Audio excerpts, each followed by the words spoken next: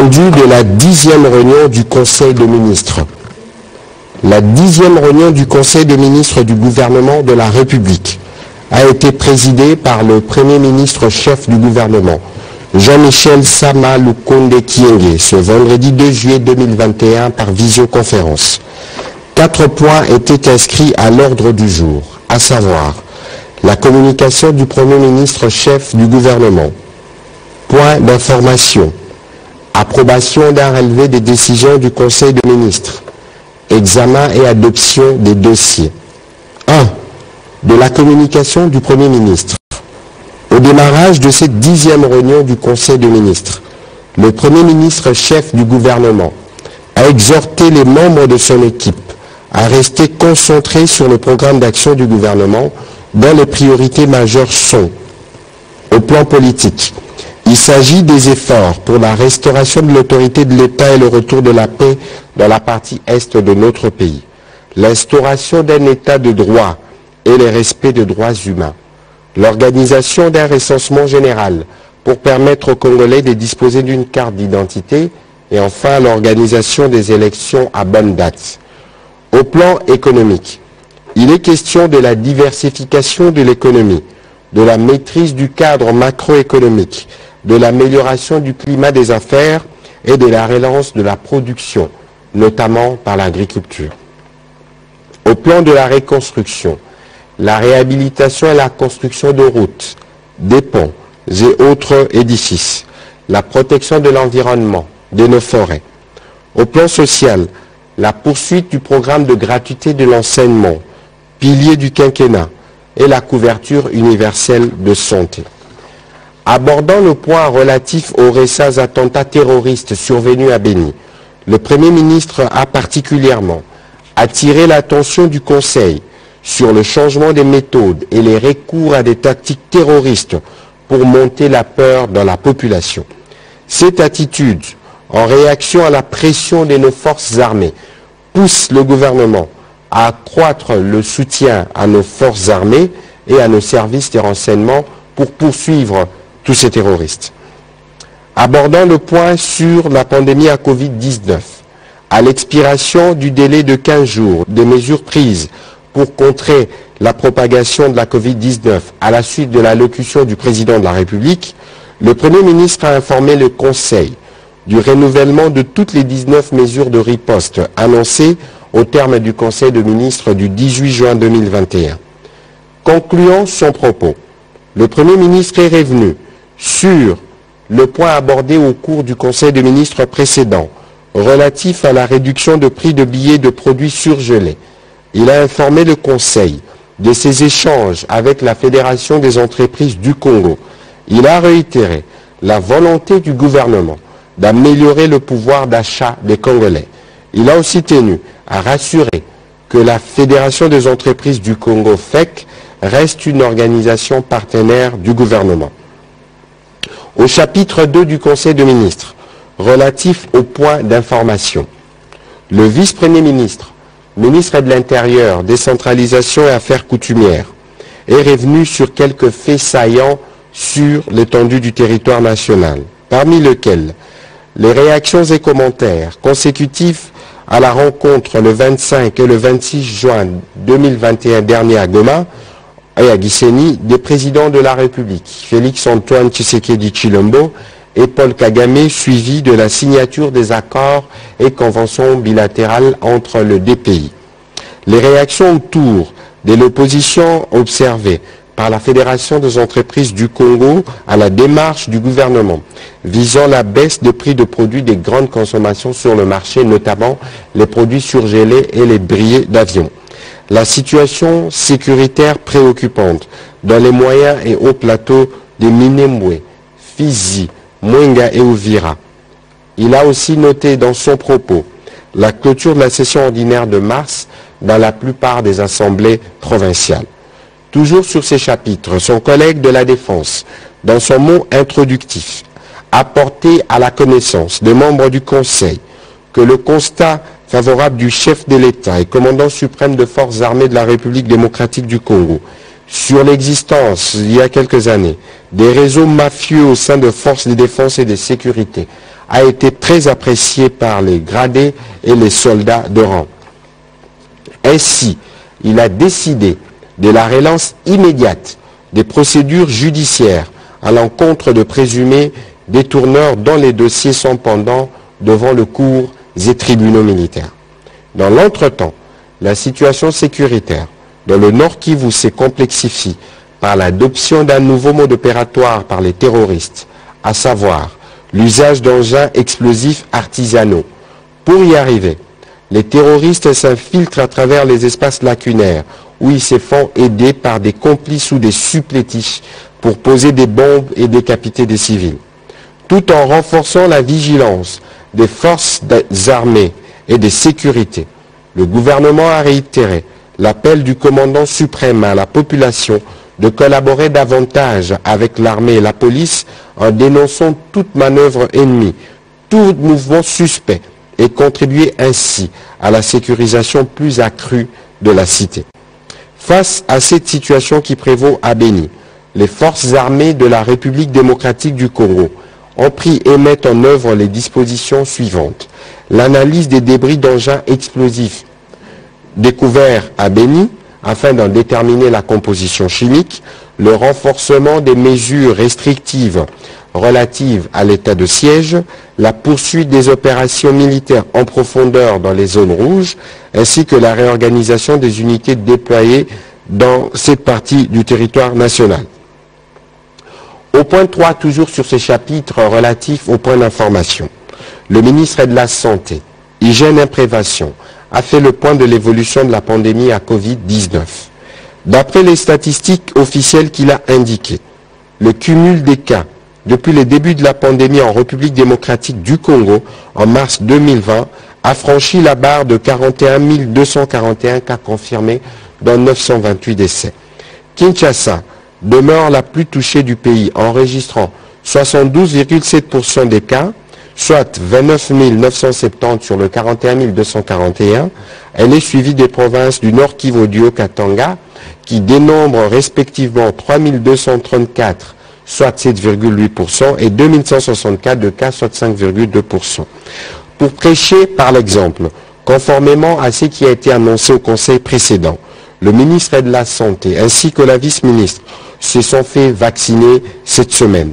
D'autres membres du gouvernement emboîteront leur pas pour donner un coup de pouce à la vaccination. Sous un autre chapitre, le ministre de la Santé publique, Hygiène et Prévention a fait état de 35 cas de choléra enregistrés la semaine dernière, dont 29 dans la province du Nord Kivu, 5 dans la province du Tanganyika et 1 cas dans le Kasaï. La situation devient particulièrement inquiétante dans le Kasaï car la maladie est devenue endémique. Hormis les activités de surveillance de zones de santé, il y a les préparatifs du second passage de la vaccination préventive contre le choléra dans le Haut-Katanga et l'appui à la surveillance contre une éventuelle flambée de choléra et autres maladies diarrhéiques post-éruption du volcan du Nyiragongo dans le Nord Kivu. À propos de l'alerte de la grève de médecins du service public de l'État, le ministre de la Santé, Hygiène et Prévention a indiqué avoir reçu les cahiers de charges portant sur la rémunération, l'avancement en grade et les conditions de travail. Après une série d'échanges avec les différents syndicats, il a été convenu ce qui suit. Que le ministère de la Santé publique, Hygiène et Prévention présente au gouvernement le projet d'ordonnance pour l'avancement en grade de médecins revêtus des grades de commandement.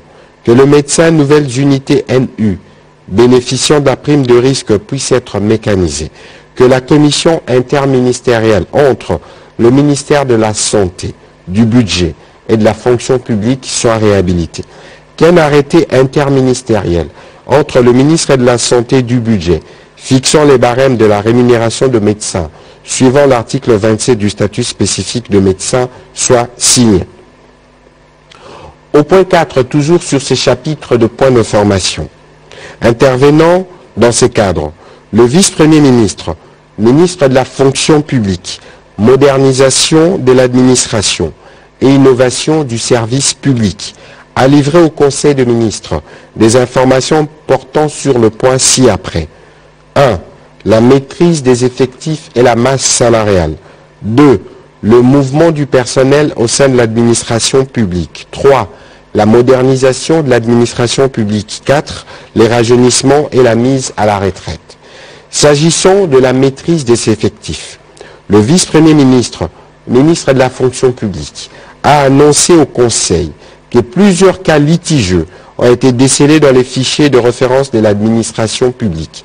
Il s'agit entre autres des cas des doublons, des cumulards, d'agents fictifs et autres détenteurs de faux matricules qui font perdre au trésor public plus ou moins 20 millions de dollars par mois, soit environ 240 millions de dollars américains. Il a annoncé qu'à cet effet, une commission a été mise en place sous sa propre coordination, au fin d'une part de certifier les cas précités de fraude et d'autre part de s'atteler à une remontée sécurisée des données des agents et fonctionnaires de province vers le fichier central.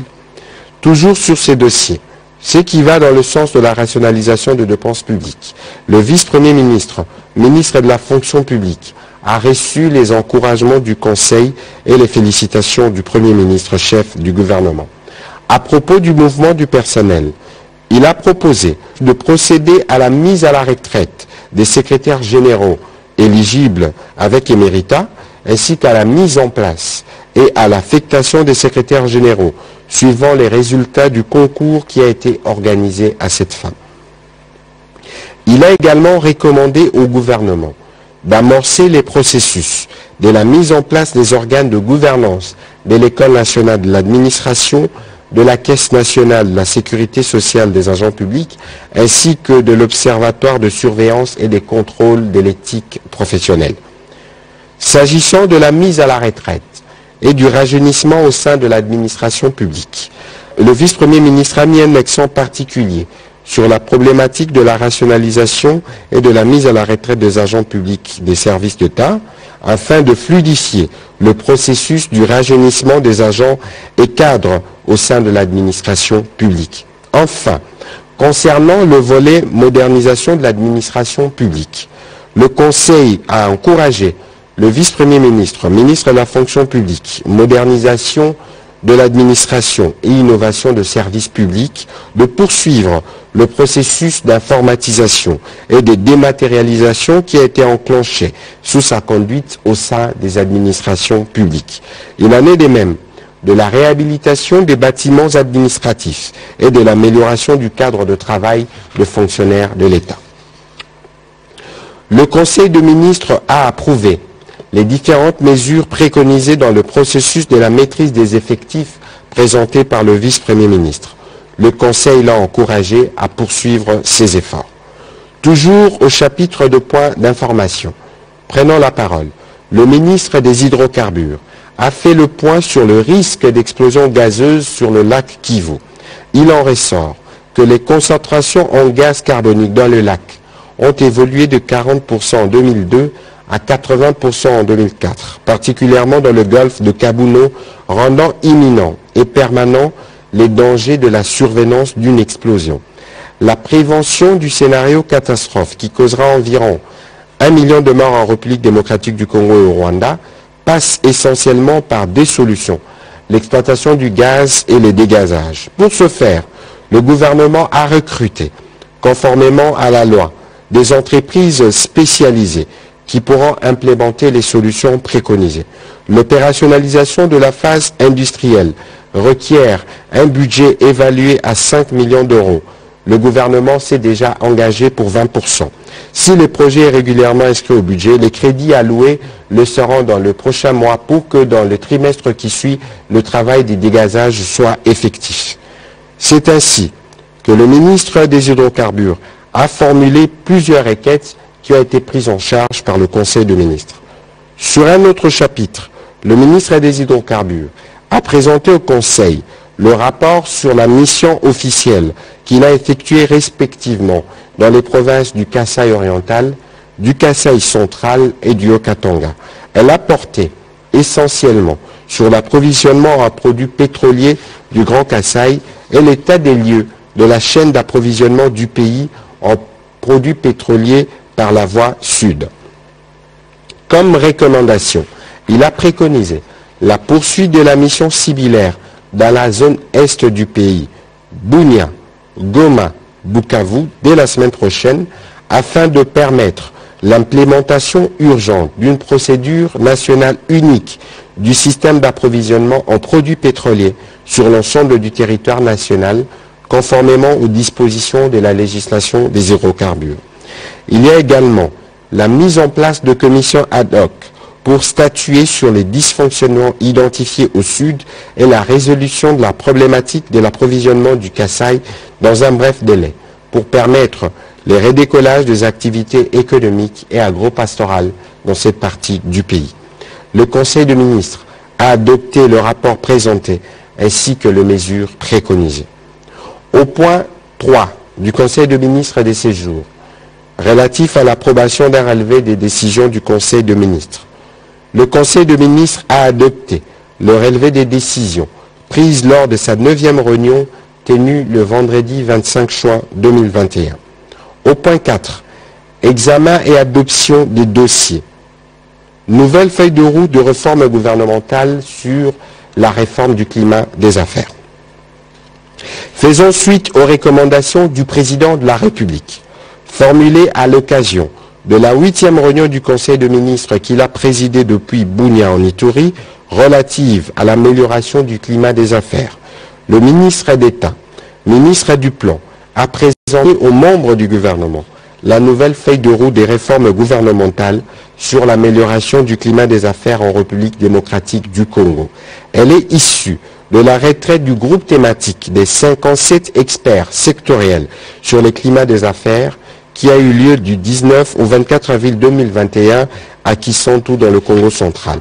De sa configuration, l'actuelle feuille de route compte 69 réformes telles qu'adoptées par la Commission économico-financière du gouvernement.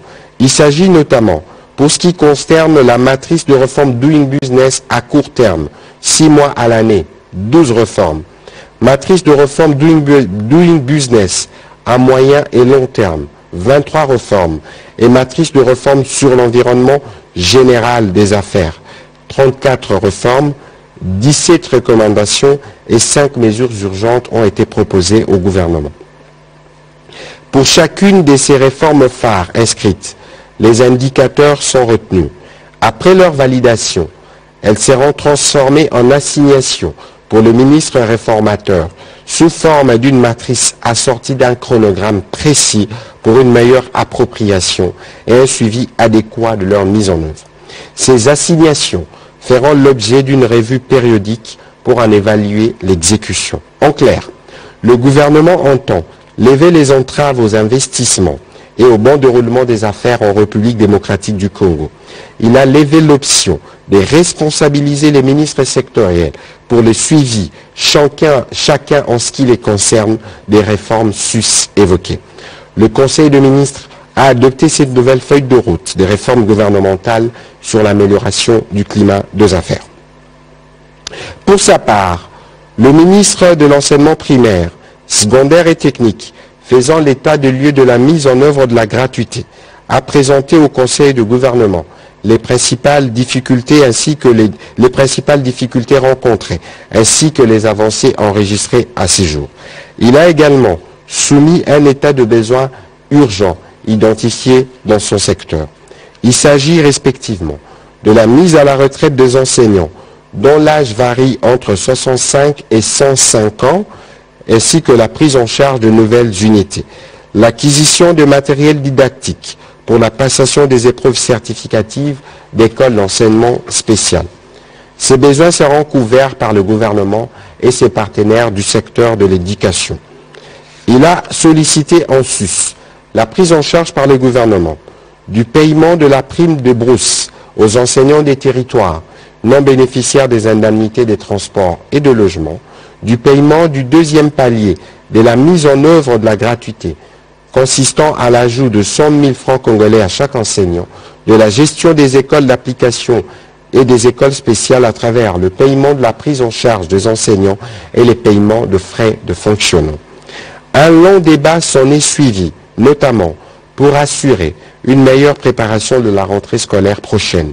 Une réunion d'harmonisation sur les questions budgétaires sera organisé autour du Premier ministre chef du gouvernement avec le ministre concerné, permettant notamment la prise en charge des besoins qui ont été cités si haut. Le Conseil des ministres a approuvé l'état de lieu fait par le ministre de l'enseignement primaire, secondaire et technique sur la mise en œuvre de la gratuité de l'enseignement et a décidé de soumettre à l'examen d'une commission ad hoc présidée par le Premier ministre et les ministres sectoriels concernés sur les aspects budgétaires. Autre point, dossier abordé durant ce Conseil de ministres. Le ministre des Finances a fait état de la situation globale de la trésorerie durant le premier semestre 2021. La mise en œuvre rigoureuse des mesures de mobilisation accrue des recettes publiques ont eu pour conséquence la consolidation de la tendance haussière enclenchée depuis le mois d'avril dernier. En effet, il a démontré, chiffres à l'appui, que du 1er au 30 juin dernier, les recettes mobilisées par les régies financières ont été de l'ordre de 938,5 milliards de francs congolais, soit 129% par rapport aux prévisions, évaluées à 795,3 milliards de francs congolais. De cette enveloppe, la Direction générale des impôts a mobilisé 474,5 milliards de francs congolais avec un taux de réalisation de 150%. La Direction générale de douane et accises a collecté 266,2 milliards de francs congolais avec un taux de réalisation de 126%. Et la Direction générale de recettes administratives, judiciaires et des participations, DGRAD, a généré 197,7 milliards de francs congolais avec un taux de réalisation de 100%. Le Conseil des ministres a salué cette performance en encourageant les services mobilisateurs de recettes à redoubler d'efforts. Pour clore son propos, le ministre des Finances a tenu à informer le Conseil de la tenue prochaine du Conseil d'administration du Fonds monétaire international qui sanctionnera les discussions qui ont eu lieu il y a quelques mois entre les experts du Fonds monétaire international et le gouvernement congolais et pour lequel la République démocratique du Congo a déjà rempli tous les critères quantitatifs. Ce conseil se tiendra le 15 juillet prochain à Washington. Commencé à 15h20, la réunion du Conseil des ministres a pris fin à 19h48. Je vous remercie.